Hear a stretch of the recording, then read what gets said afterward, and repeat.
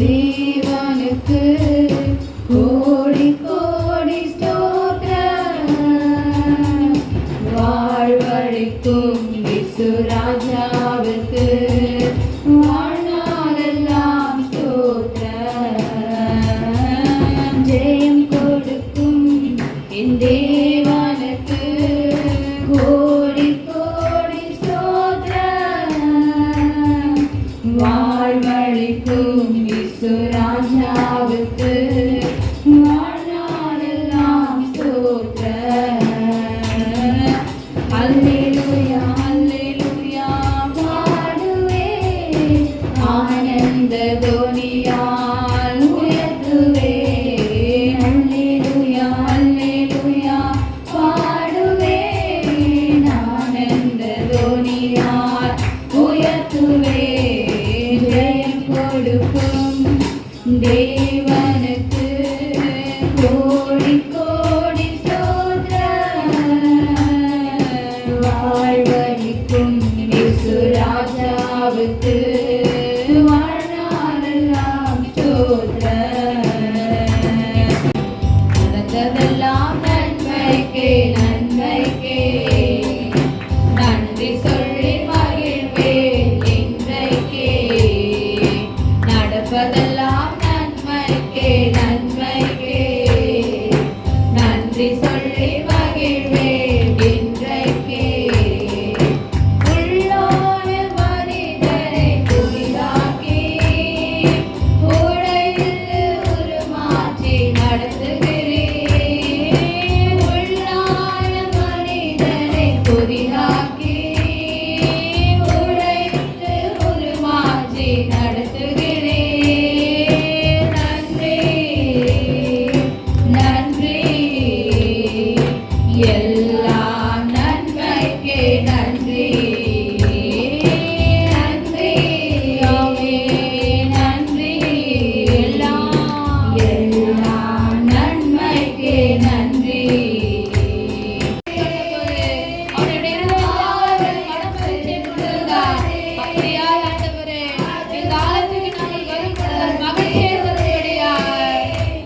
என் சபையுடனே உம்மை துதித்திடவே கிருபையும் கிடைத்திட்டதே.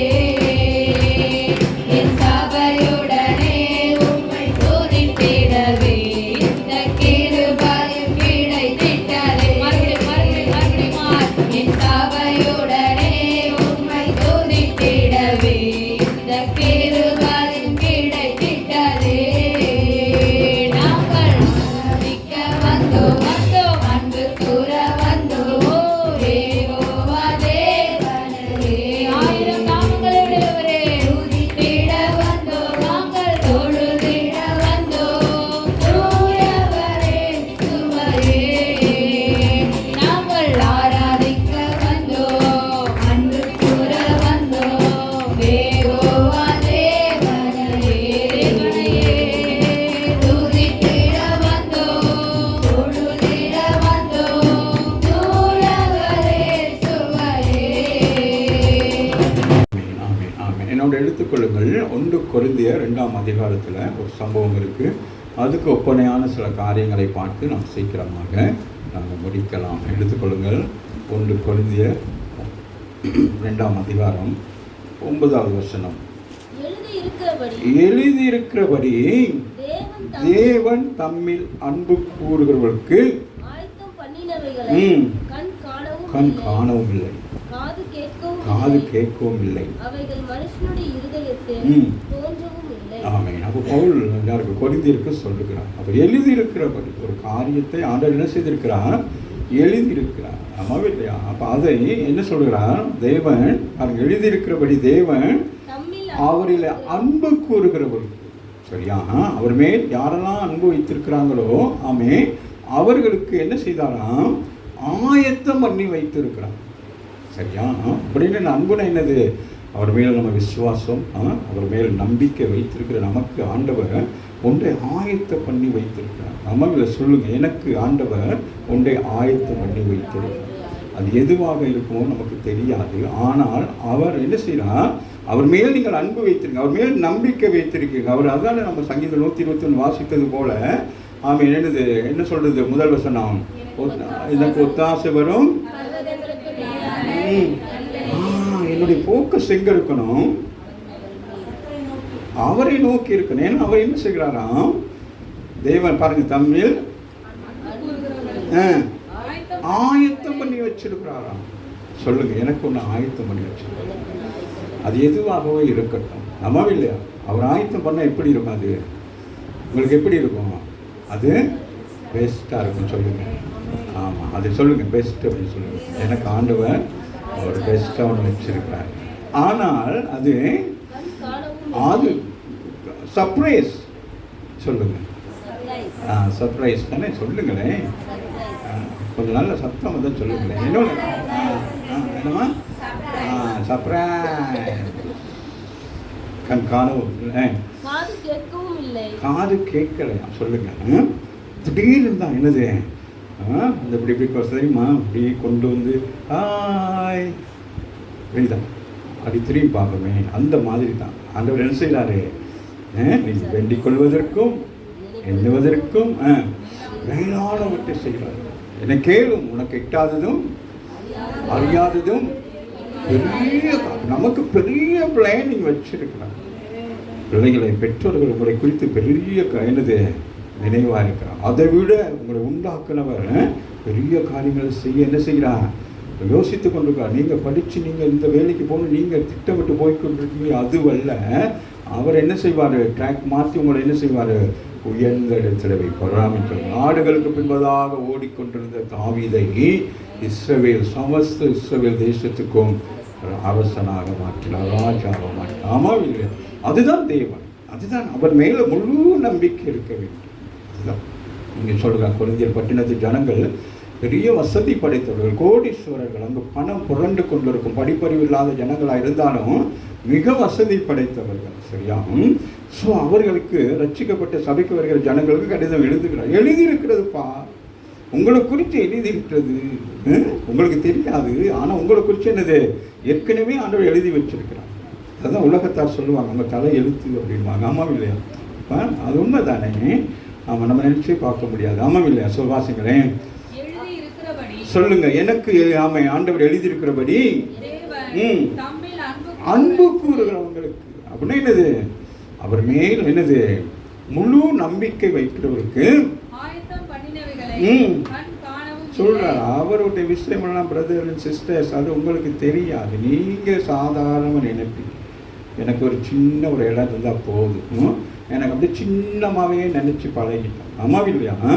அவர் சின்னதாக செய்கிறவர் அல்ல. அவர் என்னது, சின்னவன் ஆயிரவன் சிறியவன் பலத்த சாதிமாக. பெரிய காரியங்களை கூட குறிச்சு என்ன, அது பாருங்களேன், ஒளிஞ்சு போய் நிற்கிறான், பயந்துக்கிட்டு இப்படி பார்க்குறான். வந்துடுவாங்களோ, மீதியானிகள் வந்துடுவாங்களோ, விடுடா, வெள்ளத்தை எடுத்துக்கொண்டு அங்கே கொண்டு போய் போடு, இங்கே கொண்டு போய் போடு அப்படிங்கிறான். ஆண்டவர் வந்து பார்க்குறாரு. ஆண்டவர் பார்த்து, ஹலோ பராக்கிரமசாலியே, என்ன சொல்கிறாரு, பராக்கிரமசாலியே, என் பேர் கிதியோன், பராக்கிரமசாலின்னு கூப்பிடுறாரு. நீ பராக்கிரமசாலி வராமே சொல்லு. இல்லை, அவனுக்கு ஒரு நம்பிக்கை வந்துடுச்சு. என்னதான் நடக்கும்னு பார்ப்போம். இஸ்ரவேல் ஜனங்களை எகிப்திலிருந்து அடிமைத்தனத்திலிருந்து கொண்டு வந்த ஆண்டவர் எப்படிப்பட்டவர் என்று சொல்லி எழுதியிருக்கிறதை ஆண்டவன் அறிந்திருந்தபடினாலே நமக்கு ஒரு உதவி செய்ய ஒரு நம்பிக்கையோடு அவன் என்ன செய்தான், முதல் கால் எடுத்து வைக்கிறான். சொல்லுங்க, ஒரு காரியம் நீங்கள் என்ன செய்ய வேணும், ஏதோ ஒன்று செய்ய ஆரம்பிக்கணும், என்ன செய்யணும், முதல் கால் எடுத்து வைக்கணும். வராமின்னு சொல்லுங்க. அவன் பின் வாங்கவில்லை, அவன் முதல் கால் எடுத்து வைத்தவுடனே ஆண்டவர் சொல்லுகிறார். என்ன சொல்றாரு, பராக்கிரமசாலியே, உனக்கு இருக்கிற இந்த கொஞ்சம் பலன் போதும், அனுப்புகிறவர் நான். ராமன் சொல்லுங்க. ஆமாம் இல்லையா? அப்போ உங்க இருக்கிற அது கொஞ்சம் பலன் தான், அது போதும் ஆண்டவருக்கு. லிட்டில் பிட், கொஞ்சம் இருந்தால் போதும். எலியா கேட்குறாங்க, கொஞ்சம் இருக்குல்ல, அதில் என்ன செய்யணும், எனக்கு என்ன செய்யணும், ஒரு என்னது அணியை கொண்டு வா, பெருசாக என்னது சின்னது. ஆமாம் இல்லையா? இங்கே கொஞ்சத்தில் உண்மை இருந்தால் அநேகத்துக்கு கர்த்தர்களை ஆசீர்வதிக்கிறவராக. நம்ம பாருங்க, இது அதுதான் சொல்கிறோம். அப்போ நம்ம என்ன செய்யணும், எனக்கு ஆண்டவர் இப்படியெல்லாம் செய்வார் நீங்கள் நினைச்சிங்கனாலே நீங்கள் என்ன செய்வீங்க, சொல்லுங்களேன், என்ன செய்வீங்க, சொல்லுங்கம்மா. உங்கள்கிட்ட இருக்கிறத என்ன செய்வீங்க, மற்றவர்களுக்கு கொடுப்பீங்க. ஆமாம் இல்லையா? ஆமாம், அதான் அங்கே சொல்கிறாரு. அப்போ நமக்கு நம்பிக்கை வந்துச்சு. நான் இதை கொடுத்தா ஆண்டவர் என்ன செய்வார்? நான் ஒன்று கொடுத்தா ஆண்டவர் சொல்லுங்கண்ணே, ஆண்டவர் என்ன செய்வார்? ஆமாம், 100 கொடுப்பாரு. 1 கொடுத்தா 100 கொடுப்பார், 100 கொடுத்தா 1 கொடுப்பார். ஆமாவே இல்லையா? இப்படியும் செய்வார், அப்படியும் செய்வார். ஆமாவே இல்லையா? அதான் ஆண்டவர். சரியா? உள்ளவன் எவனோ கொடுக்கப்படும், இல்லாதவன் இடத்துல கொடுக்கக்கூடாது மனசுல இருக்கு. அவனுக்கு உள்ளதையும் எடுத்துக்கிறார். போ தத்திரியமா போ, நீனும் தத்திரப்போ, மற்றவங்களையும் என்னது அதான் அவனுக்கு நடக்குது. ஆமாவே இல்லையா? ஸோ அதனால சொல்றாரு, எழுதியிருக்கிறபடி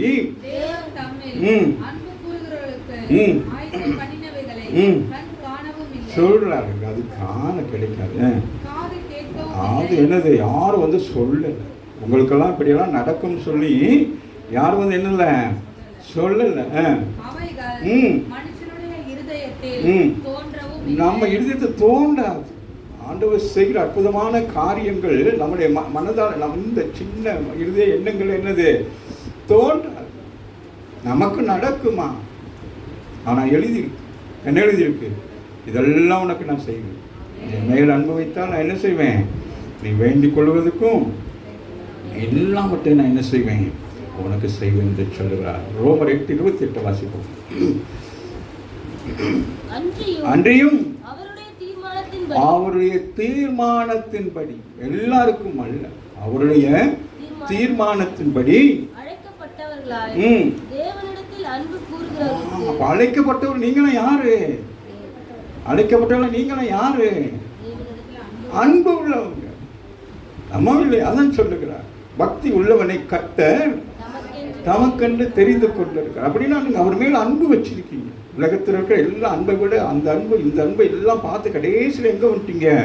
அவர் மேல ஒரு அன்பு வச்சிருக்கீங்க. அதுதான் ஆண்டவர் பெரியப்பர். அதனால அங்க ரோமருக்கு எழுதுகிறார். சரியா? அன்றியும் அவருடைய தீர்மானத்தின்படி அழைக்கப்பட்டவர்களாய் தேவனிடத்தில் அன்பு கூறுகிறவர்களுக்கு சகலமும் நன்மைக்கு ஏதுவாக என்ன நடந்தாலும் அது நன்மைக்கு. சொல்லுங்க, அது தீமைக்கு அல்ல, தீமைகளை நன்மையாய் மாற்றுகிறார். ஆகவே இங்க சொல்லுகிறார். வாசிடாம், சகலமும் சொல்லுங்க, நன்மைக்கு ஏதுவாக. அது தீமை போல இருக்கும், ஆனால் அது என்னது? அது நன்மை. ஒரு ஆமீன் சொல்லுங்க. அது நன்மை. ஆமாவா இல்லையா? வாசிங்க. ஆமா, யோசிப்புக்கு எல்லாம் பார்க்கறது எப்படி காணப்படுகிறது? தீமை போல காணப்படும், ஆனால் அது என்னது? நன்மையாகிறது. ஒரு ஆமீன் சொல்லுங்க. யோபுக்கு எல்லாம் தீமையை போல காணப்படுகிறது, ஆனால் என்ன உண்டானது? நன்மை உண்டானது. அதுபோல் உங்கள் வாழ்க்கையில் ஒரு சில காரியங்கள் இது ஏன் நடந்துச்சு, எது அவர்கள் கேட்க முடியாது. ஆமாவே இல்லையா? ஆனால் நீங்கள் ஒன்று சொல்லணும், இது நன்மை தான். ஆமாவே இல்லையா? ஆமாங்க. வேதத்தில் இருக்கிற வசனங்கள்லாம் என்னது? ஒவ்வொன்றும் எப்படி இருக்கு? ஒன்றோடு ஒன்று. இன்னொரு வசனம் இருக்கு சங்கீதத்தில், அந்த பிரமாணங்களை கற்றுக்கொண்டேன் அப்படி சொல்லிட்டு வசனம் வரும்.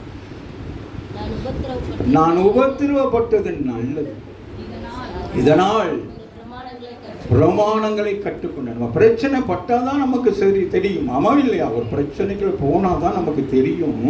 இப்போ நான் ஆரம்ப நாட்களெல்லாம் இந்த வியாதியை குறித்து நான் என்னது வேலனம் பண்ணுவேன். நான் கர்த்தரை சொல்ல எனக்கு வியாதியே வராது, மருந்து மாத்திரை சாப்பிட மாட்டேன். அப்படி ஒரு என்னது விசுவாசம் தான், நம்பிக்கை தான், இல்லாமல் அல்ல. அப்படிதான் என்னை நடத்தி கொண்டு வந்தான்.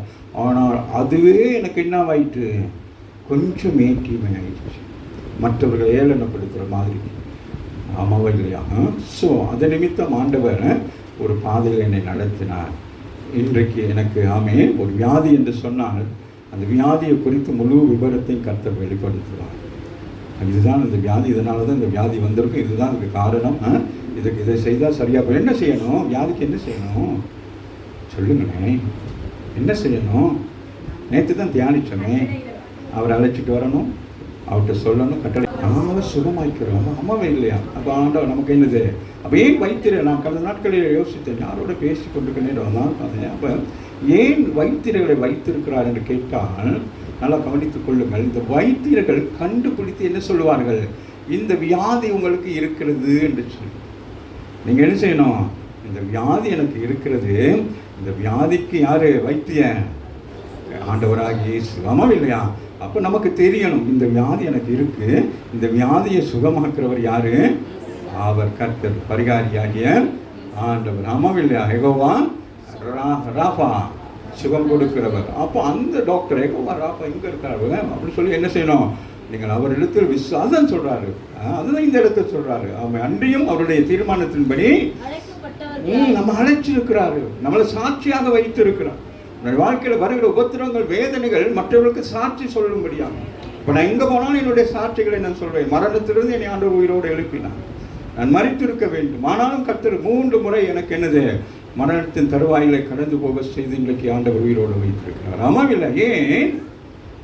அவர் மேல் என்னது? அன்பு, நம்பி இருக்கிறோம், வேற ஒன்றுமே இல்லை. என்னது? எதுனாலும் அவர் தான். ஆமாம் இல்லையா? தெரியும் தானே? என்னது? அவர் மேலே என்ன வச்சிருக்கிறோம்? சொல்லுங்களேன். நம்ம ஜீவன் எனக்கு என்னது, எப்பயோ போயிருப்போம் இல்லையா? ஆனால் அன்னைக்கு என்ன வச்சிருக்கிறாரு? அவர் நம்ம மேல் அன்பு வச்சிருக்காரு. அதனால தான் நம்ம என்ன செய்கிறோம்? ஆமாம், என்னுடைய தீர்மானத்தின்படி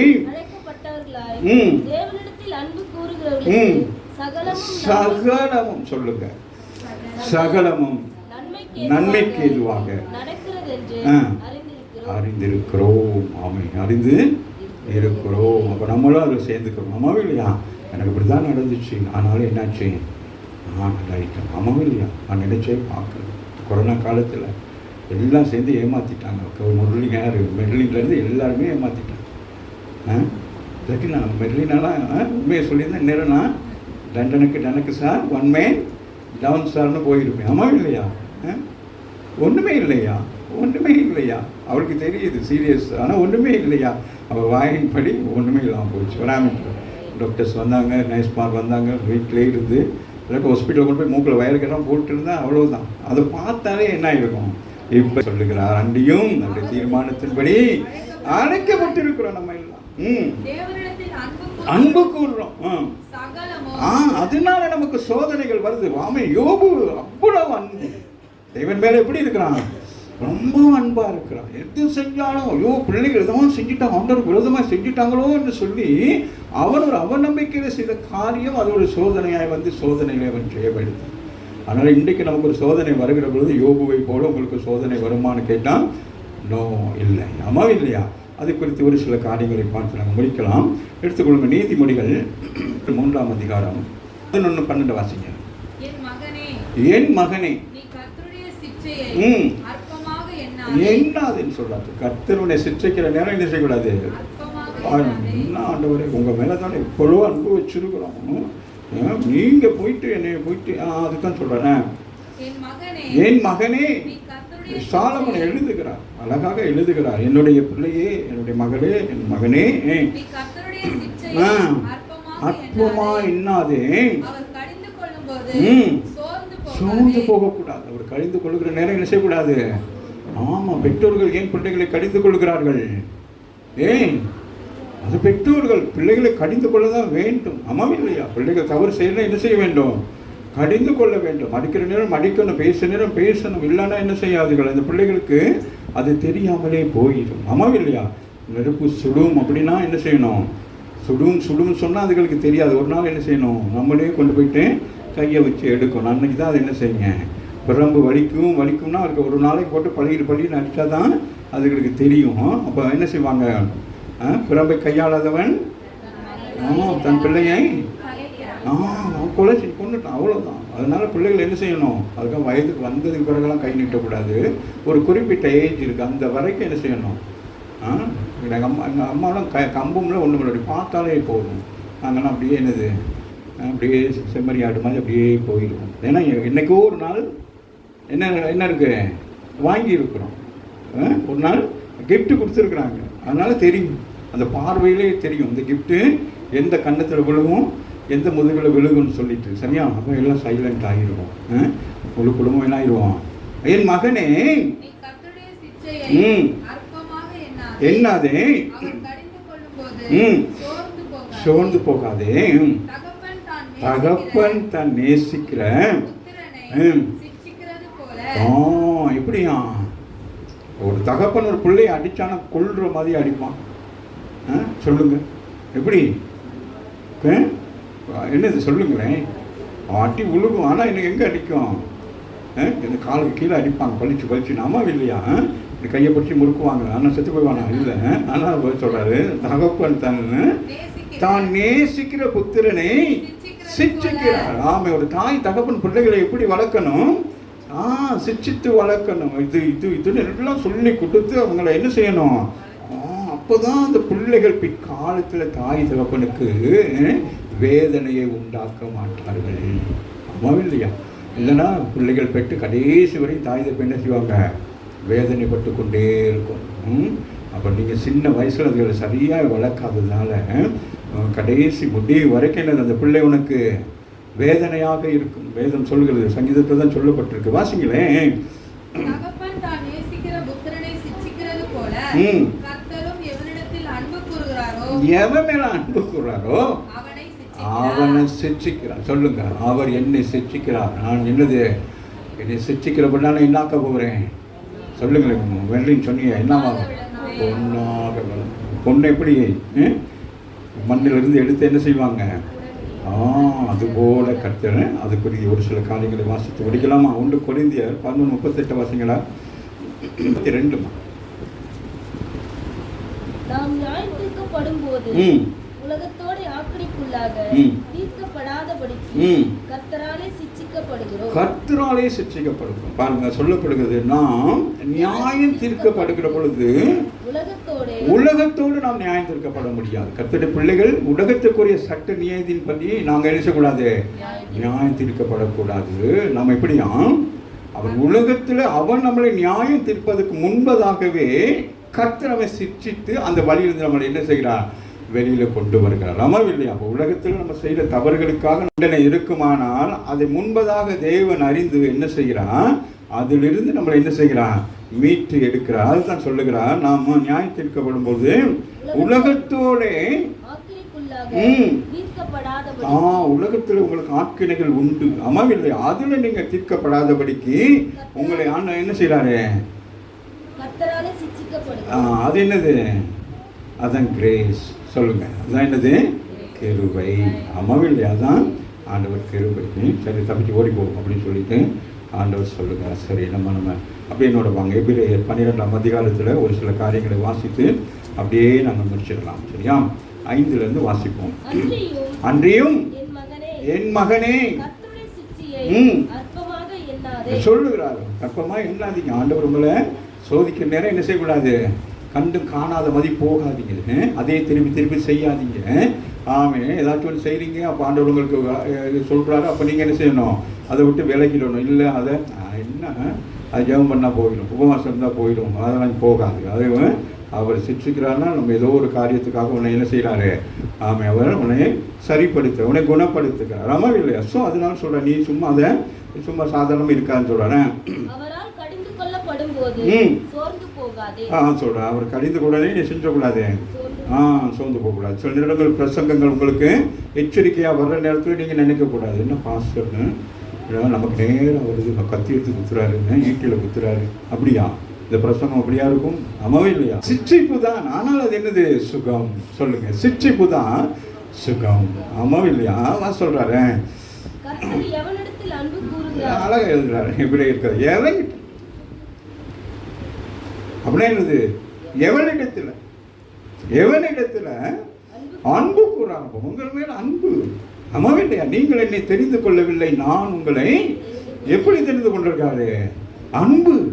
உங்களை பார்க்குற நேரம் ஆண்டவருக்கு அவ்வளோ ஆசை. உங்கள் மேலே என்னது? பிரியம். சொல்லுங்களேன், ஆண்டவர் எனக்கு பிரியம். அம்மாவை சொல்லுங்க, நம்ம கூட பிரியம் இல்லாமல் போயிடலாம்ல ஆண்டவருக்கு? அம்மாவே இல்லையா? ஆனால் ஆண்டவர் என்னது?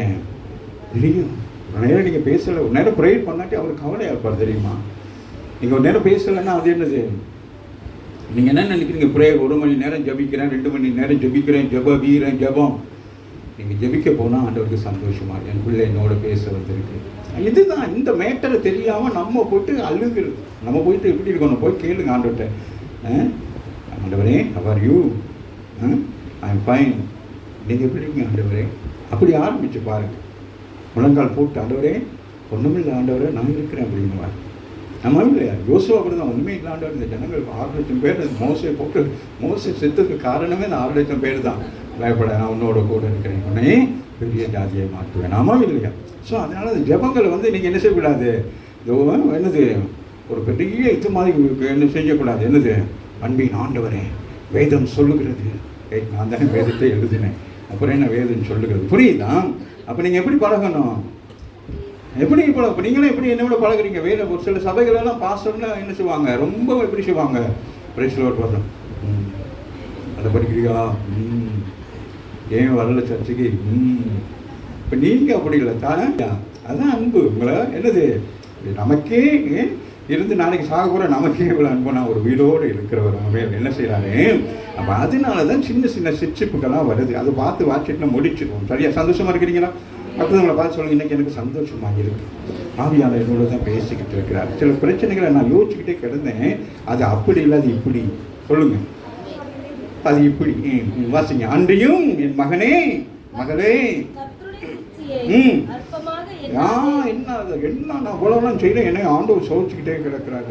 எக்ஸாம் வைக்கிறார், பிள்ளைகளுக்கு காலேஜுக்கு போகணும்னு சந்தோஷமாக தான் இருக்கும். அவரால், வேற யாராலும் அல்ல, அவரால் அவர் உங்களை கடிந்து கொள்ளுகிற போது நீங்க என்ன செய்யக்கூடாது, சோர்ந்து போகக்கூடாது. அப்ப அவருக்கு என்ன இருக்கிறது, அன்பு உள்ளவர்களுக்கு என்ன இருக்கிறது, உரிமை இருக்கிறது, கண்டிஷன் பண்ணுவதற்கு. அப்ப பெற்றோர்களுக்கு என்ன இருக்குது, அன்பு இருக்கிறது. அன்பின் நிமித்தம் என்ன செய்வார்கள், உங்களை கண்டிப்பார்கள். அப்போ நீங்க என்ன செய்யணும், நீ என்ன பெரிய ஆளோ என்னை கண்டிக்கிறதுக்கு, சின்ன பிள்ளையோ என்னை வந்து அதே சொல்லிக்கிட்டே இருக்கீங்க, நீ செய்யறது சரியாக வர வரைக்கும் அவங்க சொல்லிக்கிட்டே தான் இருப்பாங்க.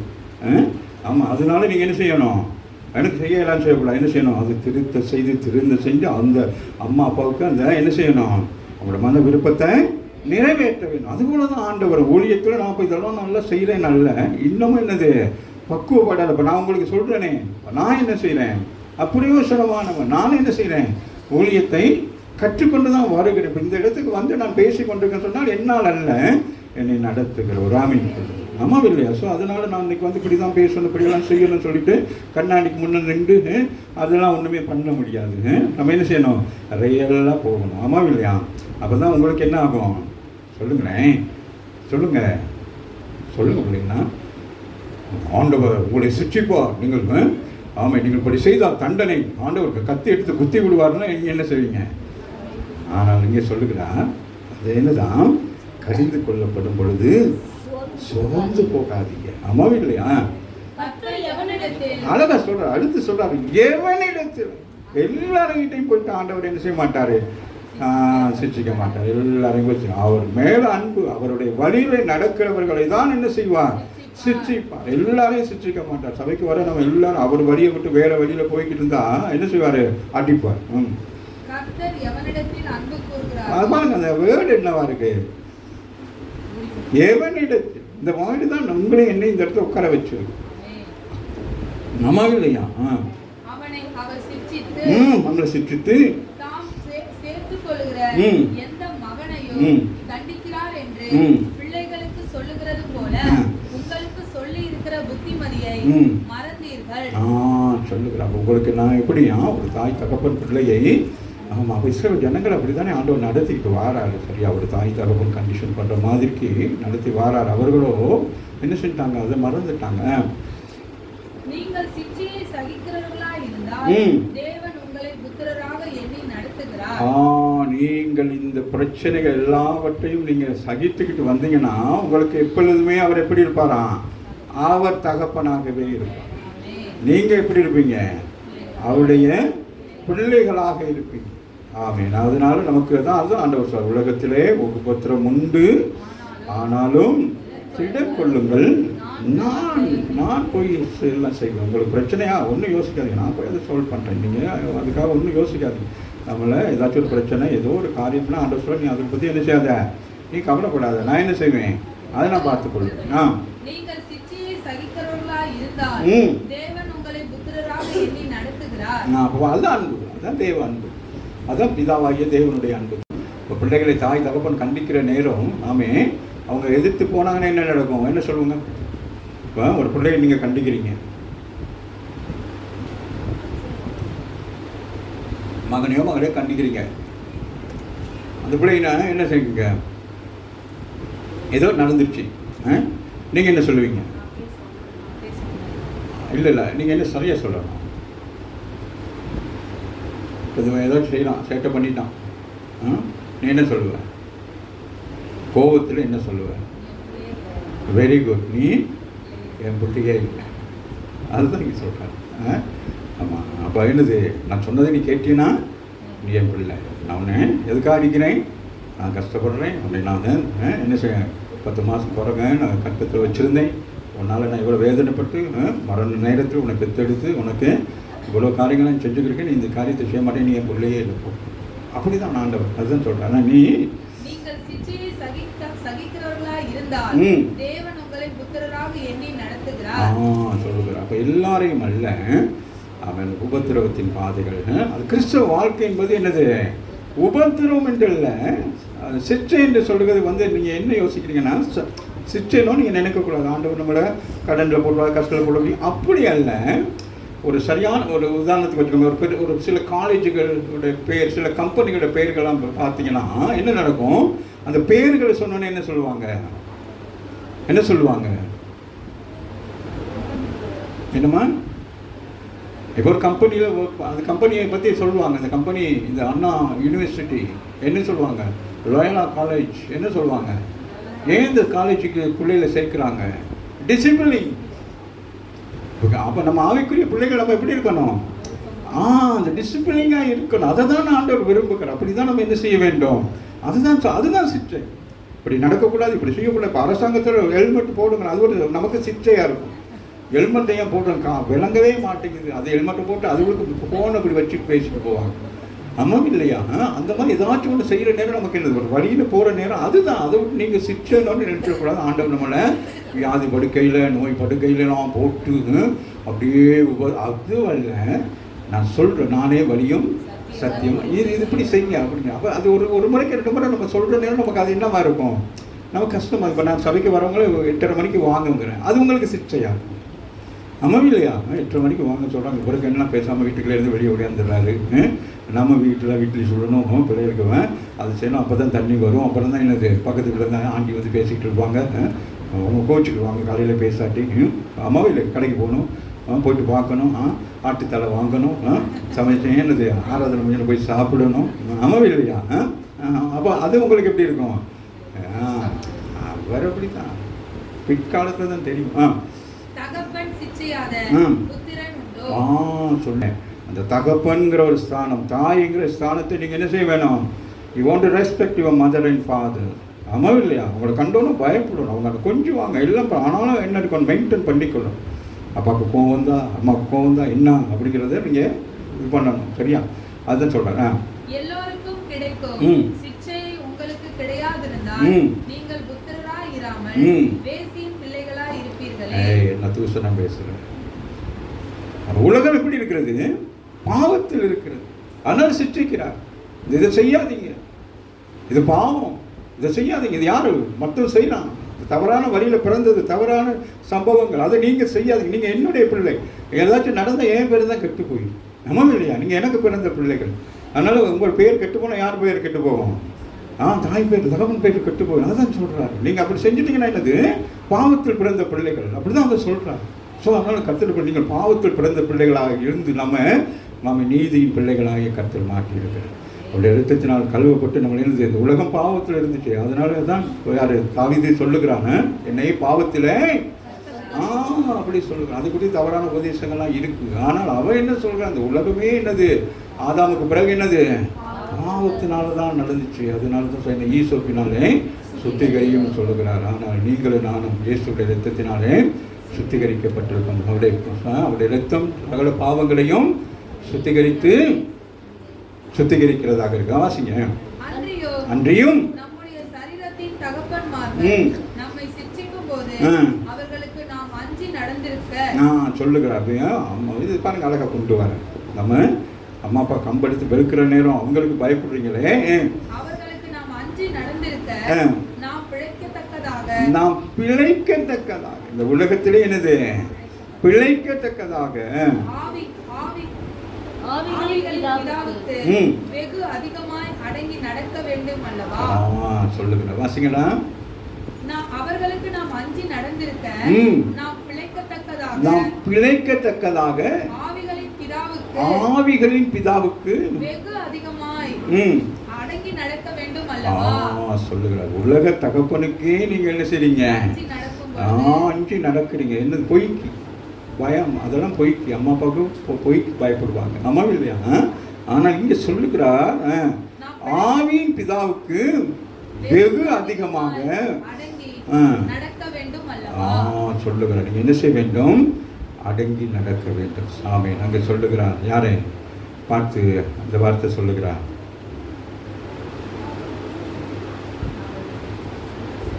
ஆகாரை பார்த்து சொல்லுகிறார், நீ போய் உன் நாச்சியார் இடத்துல அடங்கி.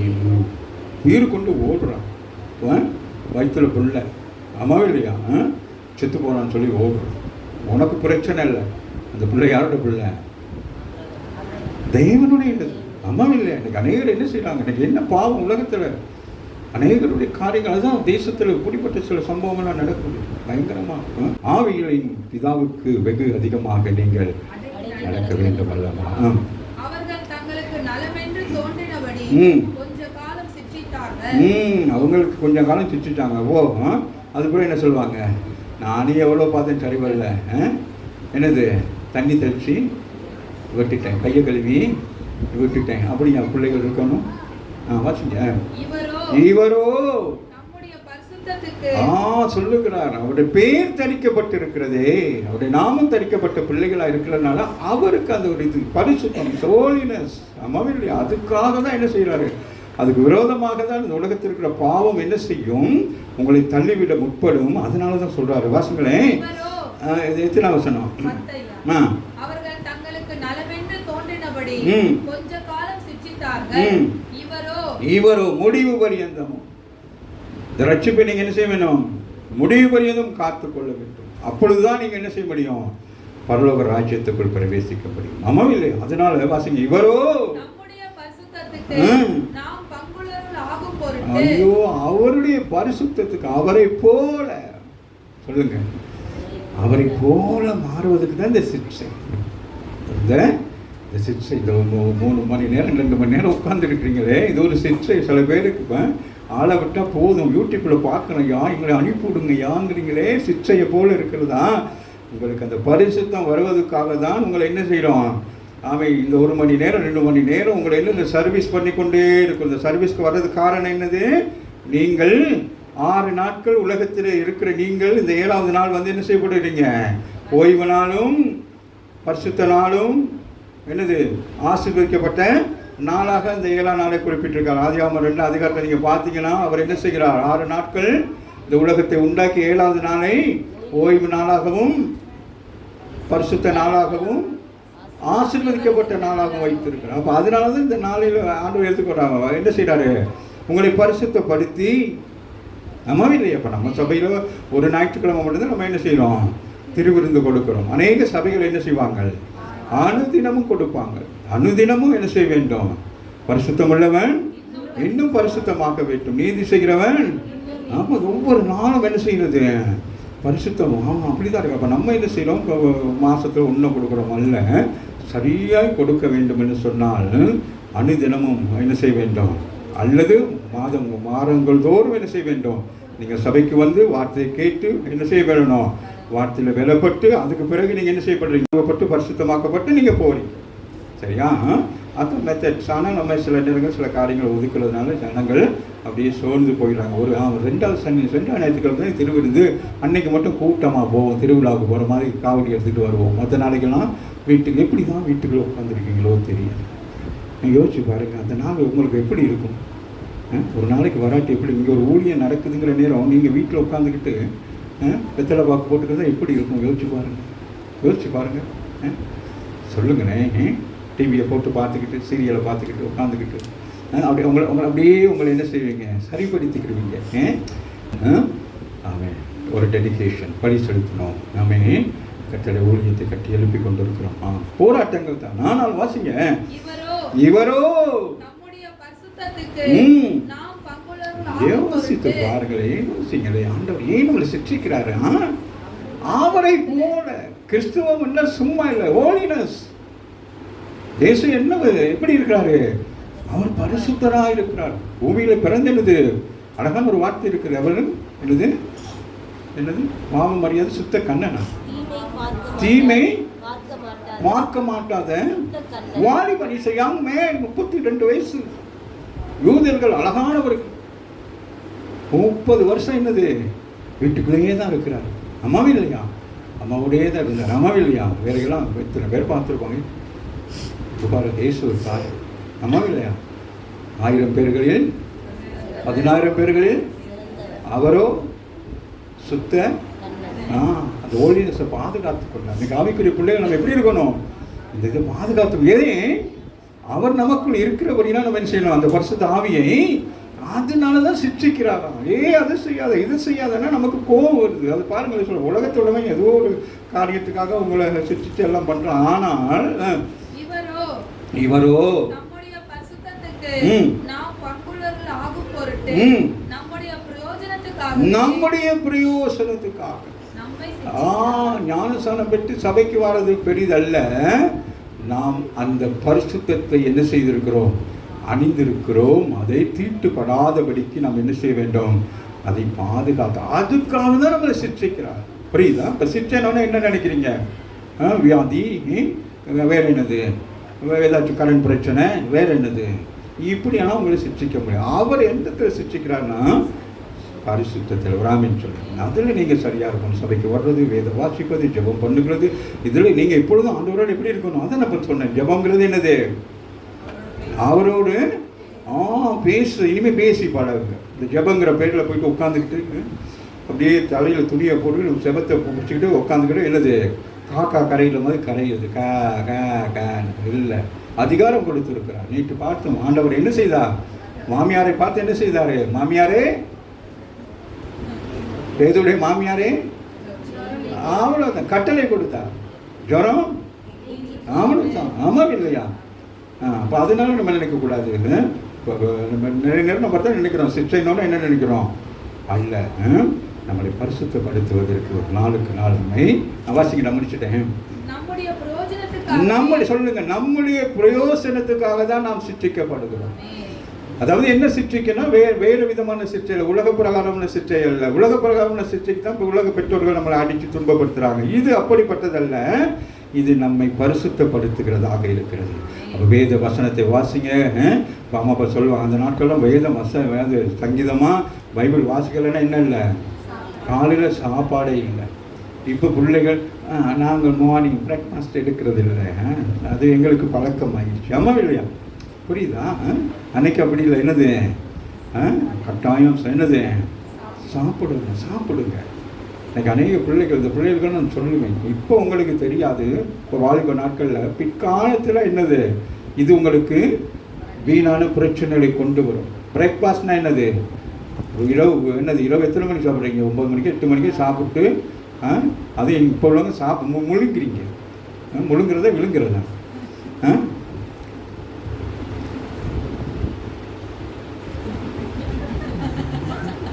அது இன்னொன்று போடுறது ட்ரிக். வாசிங்க. எந்த சிற்றையும் அது மேல உள்ள வாசிமா தம்முடைய பரிசுத்தத்துக்கு நாம் பங்குள்ளவர்கள் ஆகும் பொருட்டு நம்முடைய பிரயோஜனத்துக்காகவே நம்மை சிக்ஷிக்கிறார். இவ்வளவு பெரிய ஆண்டவர். சரியா? அவர் எப்படி இருக்கிறார் நம்மளை? அம்மா இல்லையா? நம்ம எப்படி இருக்கணுமா? நம்முடைய வாழ்க்கை எப்படி இருக்கணுமா? பரிசுத்தமா இருக்கணும். மற்றவர்களை குறை சொல்லிக்கொண்டு குற்றம் சொல்லிக்கொண்டு அது இதை கண்டுபிடிக்கிறது எல்லாம் இல்லை. நம்மளோட வாழ்க்கை எப்படி இருக்கணுமா? அவர் இன்றைக்கு வந்தால் நம்ம என்ன செய்யணும்? அவரோடு போகிறதுக்கு ஆயத்தமாக இருக்கணும். பரிசுத்தம்னா என்னது? உண்மை. அவர் உண்மை உள்ளவர். அம்மா இல்லையா? அவர் எங்கே சைடு போய் சொல்லி வச்சிருக்காரா? அவர் எப்படிப்பட்டவர்? அது வேத வசனம் சொல்லுது, அவர் போய் உரையாத தேவன். அம்மா இல்லையா? அப்போ நம்ம எப்படி இருக்கணும்? நம்ம அப்படி தான் இருக்கணும். அட்லீஸ்ட் என்ன செய்ய வேணும்? கொஞ்சம் கொஞ்சமாக சரி என்ன செய்யணும்? மாற்றிக்கொண்டே வரணும். அம்மா இல்லையா? ஏன்னா அந்த அடையாளம் போயிடுச்சுன்னா ஒன்றுமே ஏன்னா நம்ம போகிறதால நம்ம கையில் ஒரு பைபிள் எடுத்துகிட்டு வெளில உடுப்புடுத்தி போனால் தானே நம்ம கிறிஸ்தவங்க. அவன் என்ன கலர் உடுப்புடுத்தி போனாலும் என்ன கையில் பைபிளே இல்லாட்டி நம்மளோட வாழ்க்கை எப்படி இருக்கணும், மற்றவங்கள்ட்ட முன்னில் போய் எப்படி இருக்கணும், சாட்சி எப்படி இருக்கணும், தண்ணி பிடிக்கிற இடத்துலேருந்து கடையில் போய் சாமான் வாங்குற வரைக்கும் என்ன இருக்கணும், சாட்சி இருக்கும். அம்மாவே இல்லையா? குடத்தை தள்ளி விடுறது, அங்கே போய் கடையில் முதலாளியை சத்தம் போடுறது, பேசுகிறது, எவ்வளோ நேரம் கையை நீட்டிக்கிற கொடுங்கய்யா, பேசிக்கிட்டு இருக்கீங்க. அது யார் மாமனா மச்சானா சொந்தக்காரன். அந்த ஒரு சின்ன ஒரு ரூபாய்க்கு தக்காளி வாங்குறதுக்காக அவனை திட்டிட்டு அப்புறம் ரோட்லேயும் போயிட்டு இந்த முசுடு மூஞ்ச பாரு, நீ உன் மூஞ்ச பாரு, நீ பரிசுத்தம் இருக்கா. இது உலகத்தார சொல்கிறேன், நம்ம ஆக்களை சொல்கிறேன். வாசிங்க. எந்த சிக்ஷையும்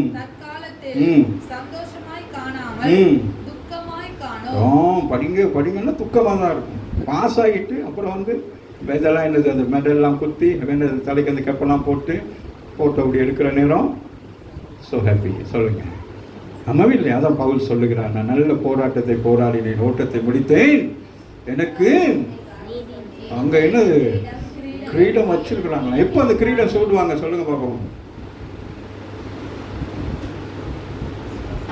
சரியா சொல்லுங்க பார்ப்போம், நான் முடிக்கிறேன். எப்போ அந்த கிரீடம் பவுலுக்கு வைப்பாங்க சொல்லுங்கண்ணே? என்னம்மா சொல்றாங்களே?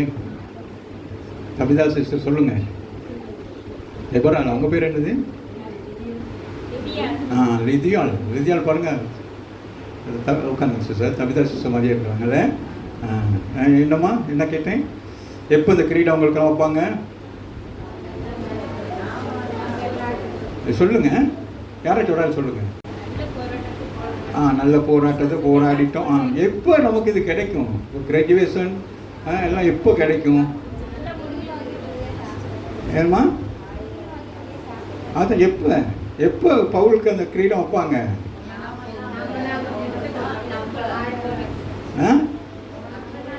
நம்ம சொல்லாத, நான் சொல்லுவேன். நம்ம எல்லாரும் என்னது, அதுக்கு தான் இந்த சிக்ஷை. அது கொடுக்கணும். யாருக்கு? பரிசுத்தவான்களுக்கு என்ன செய்யணும்? அங்கே வைக்கப்பட்டிருக்கிறது. அப்போ அவங்களுக்கு மட்டும் கொடுக்க முடியாது, எல்லாருக்கும் என்ன செய்யணும்? எல்லாரையும் ஒன்றா கொண்டு போய் பாருங்கள். இப்போ காலேஜில் நம்ம படிக்கிறோமே, அப்போ என்ன செய்வாங்க? அந்த கிராஜுவேஷன் என்ன செய்வாங்க? படித்த அத்தனை பிள்ளைகளையும் கொண்டு என்ன செய்வாங்க? எல்லாம் அந்த கருப்பு கோட்டெலாம் போட்டு தொப்பியெல்லாம் வச்சு எல்லாரையும் உட்கார வச்சு என்ன செய்வாங்க? அதுக்கு பிறகு என்ன செய்வாங்க? கோல் பண்ணுவாங்க. ஆமாம் இல்லையா? அப்போ என்ன செய்வாங்க? இப்பொழுது நாங்கள் ஆரம்பிக்க போகிறோம். முதலாவது பவுல் அவர்கள் கிரீடத்தை பெற்றுக்கொள்வார்கள். நம்ம எல்லாம் நம்மளாம் என்ன செய்வோம்? நம்மளாம் கை தட்டுவோம். அப்புறம் அப்படியே யாரு சொல்லுங்களேன், விசுவாசம் உள்ளவங்க சொல்லுங்க பார்ப்போம். Very good. குணசாலி பவுலுக்கு பிறகு குணசாலி. இப்பொழுது குணசாலி அவர்கள் என்ன செய்வார்கள்? கிரீடத்தை பெற்றுக்கொள்வார்கள். எனிபடி? கத்தி குணசாலி மட்டும்தான் சபையிலிருந்து போகுது. மற்றதெல்லாம் சொல்லுங்க. புஷ்பா அடுத்து அழைக்கிறவர் புஷ்பா ஒரு நடனம் ஒன்று ஆடிவிட்டு கிரீடத்தை விட்டுக் கொள்வார்கள். உனக்கு வாயில்லையா? சொல்லு. பாரதி, மெர்லி, ஜெமிமா. ஓகே, கரங்களை தட்டி தேவன் வேண்டும். அதுதான் இந்த வார்த்தை சொல்லுகிறது. நீங்களாம் என்ன செய்யுங்க? என்ன செய்றீங்க? டிகிரியை முடிங்களே, இந்த எக்ஸாமை பாஸ் பண்ணுங்களே. சிக்ஷன் என்னது? எக்ஸாம். அது நீங்கள் என்ன செய்யணும்? அழகாக எழுதி அழகாக பாஸ் பண்ணணும். ஏனோ தானும் எழுதி பாஸ் பண்ணாமல் அழகாக பாஸ் முடிச்சிருவோமா? எந்த சிக்ஷையும்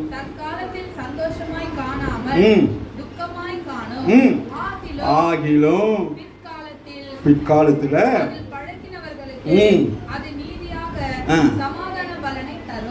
கிறிஸ்தவ வாழ்க்கை பழகிக்கொள்ளணும். ஆமாம், என்னது கிறிஸ்தவ வாழ்க்கை எப்படி பழகணும்? வேதத்தின் அடிப்படையில் வாழ்வதற்கு நம்ம என்ன செய்யணும்? பிரமாணம் இருந்ததே, அவர் அதுதான் என்ன செஞ்சாங்க? நியாயப்பிரமாணத்தை என்ன செஞ்சாங்க? கற்றுக்கொண்டு அதன்படி அவர்கள் நடந்தார்கள். ஆனால் அவர்களால் என்ன செய்ய முடியவில்லை? அவர்களால் நடக்க முடியவில்லை. ஆமாவில்லை. ஆனால் நாங்கள் என்னது இந்த வேத வசனத்தின்படியாக தான் இயேசு சொன்னார், நானே வழியும் சத்தியமும் ஜீவன். அப்ப நம்ம என்ன செய்யணும்? அதான் பவுல் சொல்லுகிறார், நான் அவரை பின்பற்றுகிறேன், அதனால நீங்க என்ன செய்யுங்க?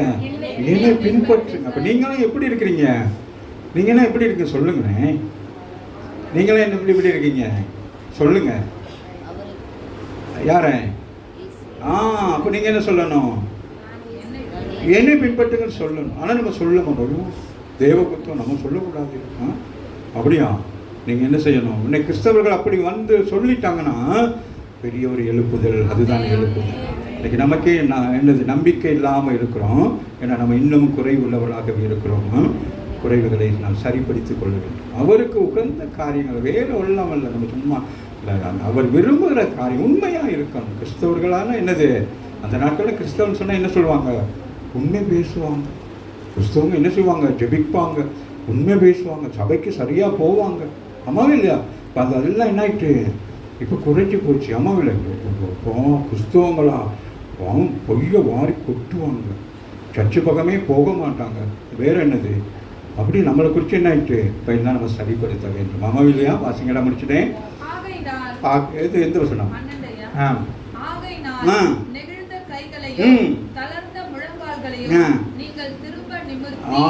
இப்ப என்ன சொல்றாரு? சொல்லுகிறார், நெகிழ்ந்த கைகள். என்னது? பைபிள் எல்லாம் இப்ப வாசிக்கிறது இல்லை. வாட்சி முடிச்சு 3 முறை வாட்சி மூச்சுட்டேன். இப்ப மூச்சு வரணும். அப்படியா? நான் சொல்றாரு. என்னத்தை கொண்டு வர்றாரு பாருங்க. பவுல் என்ன கொண்டு வர்றாரு? ஆமா, இந்த பேது இவர் யாரு? எபிரேயர் எழுதினவர் என்ன செய்கிறாரு? வாசிங்களேன். என்னம்மா? நெகிழ்ந்து. எப்படி இருக்கு?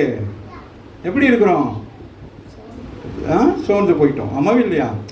சிச்சேன்னு சொல்லிட்டு என்ன செஞ்சிட்டோம்? இப்போ என்ன செய்யறாங்க? இந்த பிள்ளைகள்லாம் எப்படி செய்வாங்க? பேசுவோம், கிடப்பாங்க. எக்ஸாம் நேரம் தான் என்ன செய்வாங்க? விழுந்து படித்து எக்ஸாம் முடித்ததுக்கு பிறகு கோப்பி பேனாலும் தூக்கி வீசிவிட்டு திருப்பி என்ன செய்வாங்க? கோட் அடிச்சுட்டு இருப்பாங்க. ஆமாம் இல்லை? இப்போ சொல்கிறாரு, ஆவிக்குரிய சபையை பார்த்து சொல்லுகிறாரு, சபையே ஆகையினால் நெகிழ்ந்த கைகளை இப்போ சொல்கிறார், நீங்கள் என்ன செஞ்சிட்டீங்க? ஆரம்பத்தில் ஆதிகளை கொண்ட அன்பு என்ன ஆயிட்டு? ஆண்டவரோடு இருந்த அன்பு என்ன ஆயிட்டு?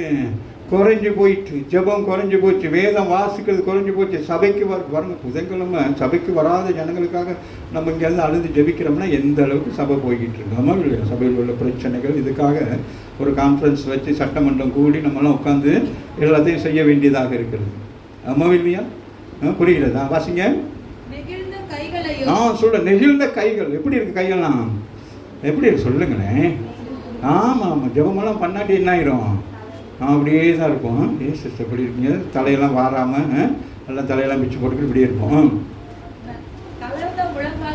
முழங்கால் எப்படி ஆயிடுச்சு? மூட்டு வலின்னு ஜெபிக்க வரவங்களுக்கு மூட்டிலே கொடுக்கணும். ஆமாம் இல்லையா? முன்னெல்லாம் எப்படி இருந்தீங்க? ஆர்சிலாம் மூட்டை இதில் முழங்கால் இருந்து பிரசங்கம் கேட்பாங்க. ஆச்சரியமாக இருக்கும். ஆமாம் இல்லையா? நம்ம முழங்கால போடுறது இல்லை. எத்தனை பேருக்கு முழங்காலில் அந்த தழும்புகள்லாம் இருக்கு? முழங்கால் போடுங்க, சுகமாக. ஆண்டவர் சொல்கிறேன். என்னது? இந்த கை வலிக்குன்னு சொல்லிக்கிறீங்களா? கை இங்கே வலிக்குது, கை குறுகுறுன்னு கையால் என்னதுங்க? கையை நல்லா தூக்கி என்ன செய்யணும்? முழங்கால் போட்டு கையை மேலே தூக்கி என்ன செய்யணும்? ஜெபிக்க ஆரம்பிங்க. ஆமை, பெரிய விடுதலையை காண்பேன். ஆமாம் இல்லை? அது செய்யாமல் இருக்கிறோம். நம்ம ஜெபிக்கிறோன்னா ஒரு தலையணையை வச்சுக்கிட்டு காலை நீட்டிக்கிட்டு இல்லாட்டி இப்படி உட்கார்றது, இல்லாட்டி இப்படி உட்கார்றது. ஆமாம் இல்லையா? தேவன் கும்போது எப்படி இருக்கணுமா? முழங்கால்கள் முடங்கி கைகளை உயர்த்தி அவர் பரிசுத்தர் என்ன செய்யணுமா? வேறு ஒன்றும் இல்லை. பெரிய ப்ரேயர் இல்லை தெரியுமா? புரியுதா? உங்களுக்கு ஒரு ப்ரேயர் சொல்லி கொடுக்குறேன். முழங்கால் போட்டு கை ரெண்டையும் மேலே நீட்டு என்ன செய்யணும்? இஸ் ஹோலி. அப்போ என்ன நடக்கும் சொல்லுங்களேன். ஒரே வார்த்தை நீங்கள் சொல்லிக்கொண்டே இருங்க. என்ன நடக்கும்? நீங்கள் என்ன செய்வீங்க? ஒரு ஹோலிங்கன்னா என்ன உண்டாகும்? நீங்கள் அந்த ஹோலினஸ்க்குள்ள வருவீங்க. ஆமாம் இல்லையா? அப்போ உங்களை ஆண்டவர் பரிசுத்தப்படுத்துவார். ஆமாவில்லை? இதை விட்டுட்டு முழங்கால் போட்டு கையை நீட்டி, ஆண்டவரே கடன் குறைச்சிலேருந்து எப்போ நீ தானே கடனை வாங்க, நீ போய் கட்டு, எனக்கு தெரியாது, எனக்கும் கடனுக்கும் சம்மந்தமே இல்லை, நான் வசனத்தை எழுதி வச்சேன், கடன் வாங்க மாட்டேன், நீ கடன் கொடுப்பேன்னு சொல்லிட்டு. ஆமாவில்லை? வியாதியங்கள் தான் என்னது கட்டளை கொண்டு சொல்ல, நீங்கள் வியாதியை மேலே ஏற்றி வச்சுக்கிட்டு போகவும் விட மாட்டேங்க. சில பேருக்கு போன வாரம் எனக்கு தலைவலி வந்துச்சு, நல்லா சில பேர் எனக்கும் சில நேரங்களில் நான் ஆசைப்படுறது உண்டு. எங்கேயாச்சும் ஊர்களுக்கு போனால் காலையில் நைட்டில் இருந்து அப்படியே தூங்கணும். என்னது டீப் ஸ்லீப், 12-1 மணி வரைக்கும், என்னது 3-4 மணி வரைக்கும் தூங்கணும்னு சொல்லி தான் என்னது ஊர்களுக்கெல்லாம் போகல நான் திட்டமிட்டு போவேன். இங்கே தூங்குறத விட அங்கே என்ன செய்ய முடியாது, தூங்கவே முடியாது. சொல்லுங்க, வாசிக்க மக இருங்கடா, மேலிருந்தே வாசிக்க, அப்போ மேலே போடாம போகலாம். ஆகையினால்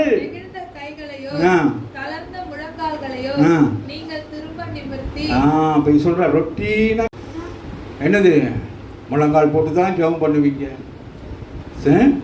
சாப்பிடாம தான் இருந்து என்ன செய்வீங்க, உபவாசம்ல சாப்பிடாமலே இருந்து ஜெபம் பண்ணுவீங்க.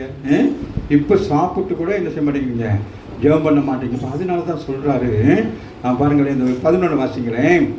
எந்த சிற்றையும் சந்தோஷமாய் காணாமல் துக்கமாய் காணோம். ஐயோ, நான் உபவாசம் இருந்து பழகிட்டனே, வேதம் வாசி பழகிட்டனே, ஜெபம் பண்ணி பழகிட்டனே, இப்போ எனக்கு என்னது உபவாசம் பண்ணாமல் இருக்க முடியாது, என்னது ஜெபிக்காமல் இருக்க முடியாது, வேதம் வாசிக்காம இருக்க எனக்கு பழக்கம் ஆயிடுச்சு சிஸ்டர். காலையிலே ஒரு டீ குடித்தாதான் எனக்கு என்னது வேலை ஓடும். ஆமாவே இல்லையா? வேலை ஓடும். ஆமாவே இல்லையா? வேறு என்ன சொல்லுங்கம்மா, சொல்லுங்க, சொல்லுங்களே, ஏதாச்சும் சொல்லுங்க பிள்ளைங்களா, தெரிஞ்ச விஷயத்த எனக்கு நாங்கள் தெரிஞ்சு கொள்கிறேன். வேறு எங்கேயும் பிரசங்கம் பண்ணல அதை சொல்லலாம் இல்லையா? அப்புறம் என்னது, வாய் கொப்பளிச்சுட்டு தான் நான் சாப்பிடுவேன். ஆமாவே இல்லையா? தெரியுமா? ஃபாரினர் சொல்ல எப்படி தெரியுமா? ஃபாரினர் சொல்ல என்ன செய்வாங்க சொல்லுங்க பாப்போம். என்னம்மா, அவங்க நைட்டில் படுக்கிற நேரமே ப்ரஷ் பண்ணிட்டு படுத்துருவாங்க, காலையில் எழும்பணுன்னு சாப்பிடுவாங்க. நம்ம ரவைக்கும் பல்லு விளக்க மாட்டோம், வருஷத்தில் ஒரு நாளைக்கு கிறிஸ்துமஸ் அன்னைக்கு தான் பல்லு விளக்குவோம். என்னம்மா? அப்போ நான் என்ன நம்மகிட்ட ஒரு முறை ஒரு ஃபாரினர்ஸ் வந்து தங்கியிருந்தாங்க. அப்போ நைட்டில் அந்த லேடியெல்லாம் பல்லெல்லாம் வெள்ளைக்கு முகமெல்லாம் கழுவி மேக்கப்பெல்லாம் போட்டு இக்க போகிறாங்க, படுத்துட்டாங்க. காலையில் எழுப்பி சும்மா தண்ணியை அப்படி இது பண்ணிவிட்டு சாப்பிட்றாங்க. அப்போ தான் நினச்சோம் நமக்கு அதெல்லாம் செய்ய முடியாது. நம்ம என்ன செய்வோம், காலையில் எழுப்பி குச்சி எடுத்து அப்படி தீட்டிக்கிட்டு இருப்போம். அம்மா இல்லையா? வாசிக்கிறேன். அப்போ சொல்கிறார், இப்போ பாருங்கள், இப்போ புரிஞ்சிச்சா சிச்சைனா என்னது, ஏன் சிச்சை பழகிடுது, எது சிச்சையா, எது ஆண்டவர் சிச்சைன்னு எதிர்பார்க்குறாரு? இப்போ பரிசுத்தம்னா என்ன செய்யணுமா, ஜெபம் பண்ணணும், உபவாசம் இருக்கணும், வேதம் வாசிக்கணும், ஒழுங்காக, இதுதான் சிச்சை. வேறு ஒன்று உங்களை போட்டுக்கிட்டு கடன் அது இதுன்னு போட்டு வியாதியை போட்டு பயமுறுத்த மாட்டார். நீ சர்ச்சைக்கு வரவே மாட்டீங்க, பாரு உனக்கு கை கால் விளங்காமல் போகுது, அப்படியா? சொல்லுங்கள். ஏன்னா அதுதான் நிறைய பேருக்கு இன்னைக்கு. இப்போ நான் சொல்கிறேன், இப்போ என்னது ஒழுங்காக சர்ச்சைக்கு வரனால தான் என்னாச்சு, மூட்டு வலி, கை வலி, கால் வலி. இப்போ நான் இது விற்கிறவன் என்னது, அது என்னது, லேகியம் விற்கிற மாதிரி சொல்கிறோம்.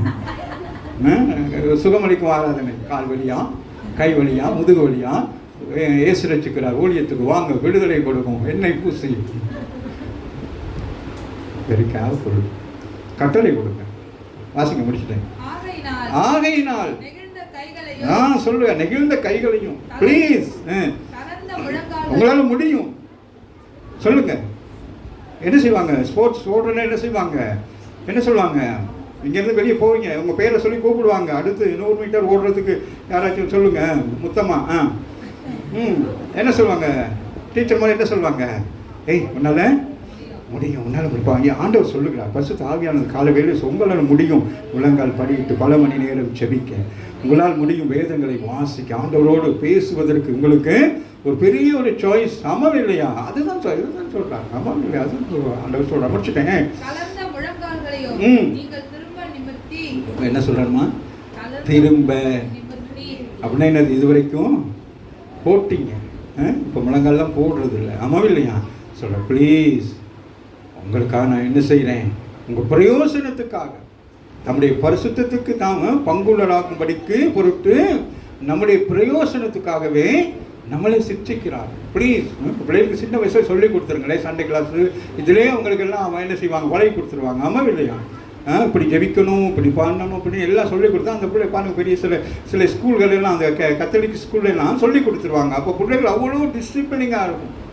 அந்த என்னது அந்த அந்த ஸ்கூலில் படிச்சுட்டு வீட்டுக்கு வந்து அந்த பிள்ளைகள் வீட்டில் அம்மா அப்பா பார்க்கணுன்னா அந்த அம்மா அப்பா செய்கிறது தேவை அதுங்களுக்கு பெரிய கஷ்டமாக இருக்கும். ஏன்னா அங்கே உங்களுக்கு 7 o'clock சாப்பாடு, டீ, பிரேக், அது இதெல்லாம் அந்த பிள்ளைகள் என்னது தன்னை ரொட்டீனாக என்ன செய்யுங்க, பழகிக்கொள்ள. அது மாதிரி ஆவிக்குரிய சபைக்கு வர நீங்கள் ரொட்டீனாக என்ன செய்ய வேண்டும், பழகி கொள்ள வேண்டும். இந்த நேரத்திலிருந்து நேரம் ஜெபம், இந்த நேரம் நான் வேதம் வாசிப்பேன் தான். நமக்கு என்ன அது ஒன்றும் பெரிய பெரிய விஷயமா இல்லையே.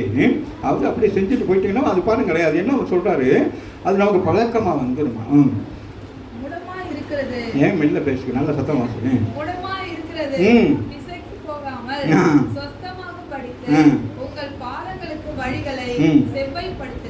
இப்படியே இருந்தால் முடமா போயிருக்கு. அதனால சொல்கிறார், இப்படியே இருந்தால் என்ன நடக்கும், வயசானது பிறகு என்னது யார் காலை சொல்லுகிறார், யோசுவாவும் காலைக்கும் பேசிக்கிறாங்க.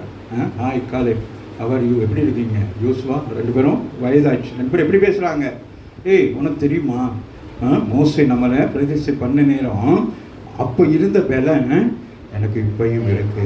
எதிராளியை மேற்கொள்வதற்கு என்ன செய்ய, அந்த இடத்தை கொடு, நான் யுத்தம் பண்ணி என்ன செய்கிறேன், அந்த இடத்தை பெற்றுக்கொள்ளுகிறேன். புரியுதா, அந்த பலன் இருக்கணும். ஆமாம் இல்லையா? அப்படி இல்லை, இப்போ இன்னும் கல்யாணம் முடிச்சுட்டாங்க, எத்தனை ஏன் இப்படி இருக்கீங்க, கல்யாணம் முடிச்சு இனி யார் என்னை பார்க்க போகிறேன், புருஷனே பார்க்க மாட்டான், உன்னை பார்த்து அவன் பயந்து ஓடும். அதனால தான் நிறைய நேரங்களில் வித்தியாசமான சம்பவம்லாம் நடக்குது. நீ எப்பயும் எப்படி இருக்கணும், எப்படி இருக்கணும், வீட்டில் எப்படி இருக்கணும், அலங்கரித்து அழகாக மணவாளன் கேட்ட மணவாட்டியாக இருக்கணும். ஆமாம் இல்லையா? நம்ம அப்படி இல்லை. இனி யார் என்னை பார்க்க, புரியுதா, உன்னை பார்க்கறதுக்கு ஆண்டவர் இருக்கிறார்.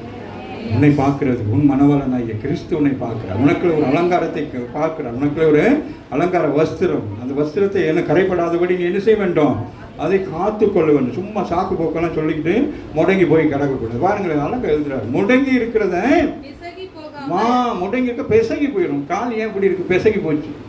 அங்கே டாக்டர் போய் காட்டுறது 2 நாளாக என்னது, கால் பெசகி போச்சு, இப்படியே நடக்கிறது. நம்ம இல்லை அவன் சொல்றாரு,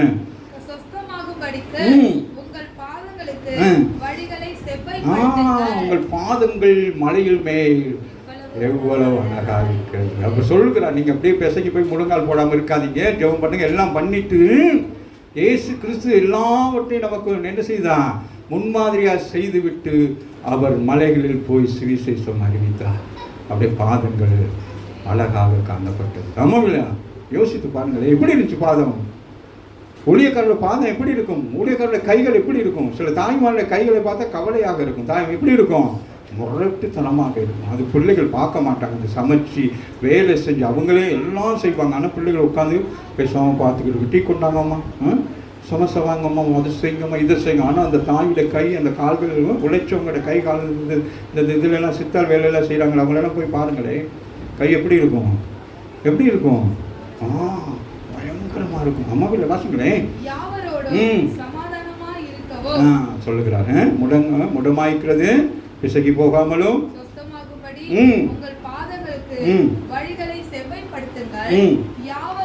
யாவரோடும்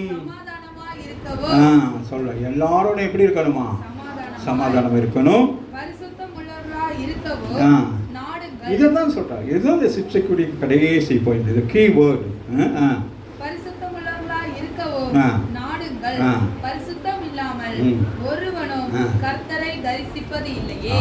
சிற்றை என்னத்தை கொடுக்கிறது, சிற்றை என்னத்தை கொடுக்கிறது, பரிசுத்தத்தை. பரிசுத்த என்னத்தை கொடுக்கிறது, அவரே சந்தம். அவ்வளோதான். இவ்வளோதான் மேட்டு இவ்வளோ நேரம் நான் கத்திக்கிட்டு கிடக்கிறேன். இந்த உதவி சொல்லி முடிச்சிருக்கேன். வாங்க எழுதுங்க, சொல்லுங்க.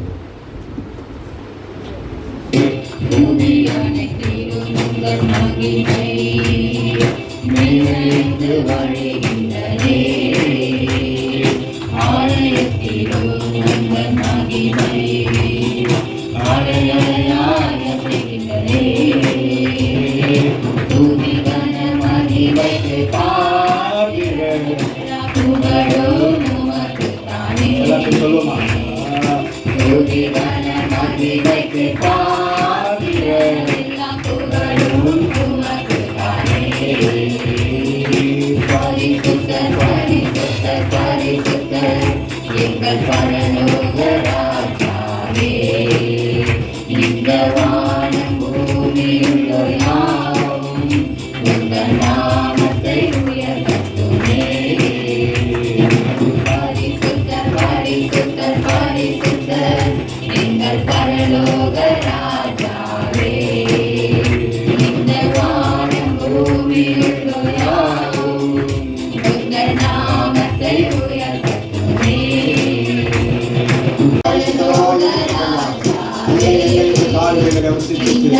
அவரை சிரித்து நம்மை பரிசுத்தப்படுத்தி அவரை காணும்படியாக அவரை சமூகத்தில் போய் நிற்கும்படியாக நம்மை இந்த காலத்தில் பரிசுத்தப்படுத்தியிருக்கிறார். எல்லா வாய்ப்புகளுடன் நல்ல துதிக்க தொடங்க பரிசுத்த பரலோகத்திலே தூதர்கள் 24 மணி நேரமும் அவர்கள் துதித்துக் கொண்டே இருப்பார்களாம். இந்த காலத்தில் நாம் துதிப்போம்.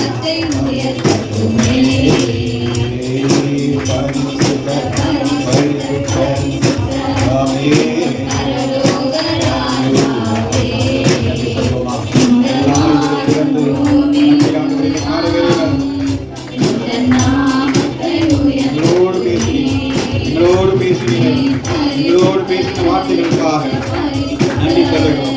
நன்றி ஆண்டவர், நன்றி தகப்பன். ஹல்லேலூயா, ஹல்லேலூயா, ஹல்லேலூயா, ஹல்லேலூயா, ஹல்லேலூயா. நல்ல வாய்ப்புகளுக்கு நன்றி. ஆமென், நன்றி சொல்லுவோம். ஆமென், ஆமென், ஆமென், ஆமென், ஆமென். எழுதியிருக்கிறபடி தேவன் தம்மில் அன்பு கூறுவதற்கு ஆயத்தம் பண்ணினவைகளை கண் காணவும் இல்லை, காது கேட்கவும் இல்லை, அவைகள் மனுஷனுடைய இருதயத்திலே தோன்றவும் இல்லை என்று சொல்லி கொரிந்தியருக்கு சொன்னார். ஆமாம், நமக்காக அங்கே பரலோக ராஜ்யத்திலும் சரி இந்த பூமியிலே நீங்கள் இருக்கிற பொழுதும் நீங்கள் ஆசீர்வதிக்கப்பட்டவர்களாகவே இருக்க வேண்டும். நீங்கள் ராஜாக்களாக உங்களை தெரிந்து கொண்டிருக்கிறார். உங்களை ஆசாரியர்களாக ஆண்டவர் தெரிந்து கொண்டிருக்கிறார். அவருடைய பாத்திரமாக அவருக்கு ஊழியம் செய்யும்படியாக ராஜரீக ஆமென் ஆசாரியராக உங்களை தெரிந்து கொண்டிருக்கிறார்.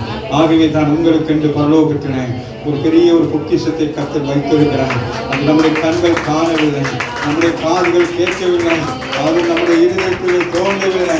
நமக்காக அப்படிப்பட்ட ஒரு ரகசியத்தை தேவன் பரலோக ராஜ்யத்திலே வைத்திருக்கிறார். அதன் நிமித்தம் தான் ஆண்டவர் இந்த சிக்ஷைகளை நமக்கு வைத்திருக்கிறார். இவைகள் ஒன்று நமக்கு சிக்ஷை அல்ல. நாங்கள் இதை பழகி கொள்ளுகிற பொழுது நம்முடைய வாழ்க்கையில் நாம் பரிசுத்தமாகவே வாழ்வோம். அவருக்கு உகந்த பாத்திரமாக வாய்களை திறந்து சொல்வோமா? அவருக்கு உகந்த ஒரு பாத்திரமாக, அவர் விரும்புகிற பாத்திரமாக, அவர் பயன்படுத்துகிற ஒரு பாத்திரமாக இந்த கால வேளையில் எங்களை ஆண்டவரை மாற்றும் என்று சொல்லுங்க. ஹல்லேலூயா, ஹல்லேலூயா. நன்றி பரிசுத்த ஆவியானவரே, நன்றியோடுமே துதிக்கிறோம், நன்றி உள்ளத்தோடு கூட துதிக்கிறோம். நீ மட்டுமுடைய வார்த்தைகளை கேட்ட ஒவ்வொரு பிள்ளைகளையும் ஆண்டவரே நீர் ஆசீர்வதிப்பீராக. ஆண்டவரே இந்த வார்த்தைகளுடைய உள்ளத்திலே ஆண்டவரே சிக்ஷை என்கிற பொழுது அநேகரின நாங்கள் நமக்கு வருகிற மாமிசத்தின்படி நாங்கள் செய்கிற சில காரியத்தினால் வருகிற பாடுகள் வேதனைகளை சிக்ஷை என்று நினைக்கிறோம் அல்ல. சிக்ஷை என்பது ஆவிக்குரிய தீவியத்தில் நாங்கள் ஆண்டவருக்கு சரியா இருக்க வேண்டும் என்று சொல்லி நமக்கு பரிசுத்த ஆவியானவர் பாவை நமக்கு கற்றுக் கொடுக்கிறவராக இருக்கிறார். ஒரு ஆவிக்குரிய சபையில் இருக்கிற நாம் எப்படி துதிக்க வேண்டும், எப்படி வேதம் வாசிக்க வேண்டும், எப்படி ஆண்டவரோடு தொடர்பு கொள்ள வேண்டும் என்பதை ஆண்டவர் நமக்கு பரிசுத்த ஆவியானவர் மூலமாக இந்த கால வேளையில் நமக்கு கற்றுக் கொடுத்திருக்கிறார். நாம் அப்படியாக இந்த கால வேளையில் அதை கற்றுக்கொண்டு நாங்கள் நடக்கிற பொழுது கர்த்தர் இப்பொழுது இருப்பதை பார்க்கிறவங்களே எல்லா நன்மையினால் உங்களை ஆசீர்வதிக்கிறவராக இருக்கிறார். நன்மையின் கிருபை உங்களை சூழ்ந்து கொள்கிறவராக இருக்கிறது. நன்றி தகப்பனே, நன்றியோடு துதிக்கிறோம். நாளிலே வந்து வார்த்தைகளை கேட்ட ஒவ்வொரு பிள்ளைகளையும் ஆண்டவரை சுத்திகரிப்பீராக, சுத்திகரிப்பீராக. எங்களுடைய ஜீவியத்தில் இருக்கிற தேவனுக்கு ஆண்டவர் தந்தது அல்லாத காரியங்களை எல்லாவற்றையும் நீக்கி ஒவ்வொருவரையும் கற்று பரிசுத்தப்படுத்துவீராக. பரிசுத்தம் இல்லாத ஒருவனும் தேவனை தாமை தரிசிக்க முடியாது என்று வேதம் சொல்லுகிறது. இருதயத்தில் பரிசுத்தம் உள்ளவன் பாக்கியவான், அவன் தேவனை தரிசிப்பான் என்று வேதம் சொல்லுகிறது. இந்த காலையிலே தேவனை தரிசிக்கிற பிள்ளைகளாக, தேவனோடு உறவாடுகிற பிள்ளைகளாக ஆண்டவரை அரியணையின் சபை விசுவாச பிள்ளைகளையும் நீர் மாற்றுவதற்காக நன்றி சொல்லுகிறோம். இதுவரைக்கும் ஆண்டவரை ஜெபம் என்றால் ஏதோ குறிப்புகளை கொண்டு போய் ஜெபிக்கிறது என்று நினைக்குமானால் இல்லை, ஆண்டவர் நம்மோடு கூட பேச விரும்புகிறார். ஒரு தகப்பன் தன் பிள்ளைகளோடு பேசுவ விரும்புகிறது போல, ஒரு தாய் தன் பிள்ளைகள் பேசுவதை கேட்டு சந்தோஷப்படுவது போல என் ஆண்டவர் நம்முடைய சத்தத்தை கேட்க விரும்புகிறார், நம்மோடு பேச விரும்புகிறார், நம்மோடு உறவாட விரும்புகிறார், நமக்கு ஆலோசனை கொடுக்க விரும்புகிறார், நம்ம சரியான பாதையை நடத்த விரும்புகிறார். ஆகவே இந்த கால வேளையில் நான் உனக்கு போதித்து நீ நடக்க வேண்டிய வழிகள் உன்னை காண்பிப்பேன். உண்மையை கண்களை வைத்து உனக்கு நான் ஆலோசனை சொல்லுவேன், நான் ஆலோசனை கொடுப்பேன், நான் ஆலோசனை சொல்லுவேன் என்று சொல்லுகிறேன். ஆமென். கல்வி மான்களுக்குள்ள நார்மை உனக்கு கொடுத்திருக்கிறேன் என்று சொல்லுகிறேன். அது காலை தோறும் உன்னை எழுப்பி அந்த சமத்திலே கொண்டு வந்து நிறுத்தும் என்று வேதம் சொல்லுகிறது. இந்த காலவேளையில் வாய்களை திறந்து ஆண்டவரே அப்பா எங்களை அப்படியாக மாற்றினதுக்காக நன்றி என்று சொல்லுங்க. நன்றி தகப்பனே, நன்றியோடு துதிக்கிறோம், நன்றி உள்ளத்தோடு துதிக்கிறோம். நல்ல தகப்பனே, வந்த ஒவ்வொரு மகன் மகளை கர்த்தர் ஆசீர்வதிங்க. வர முடியாத பிள்ளைகளுக்காக செபிக்கிறோம்.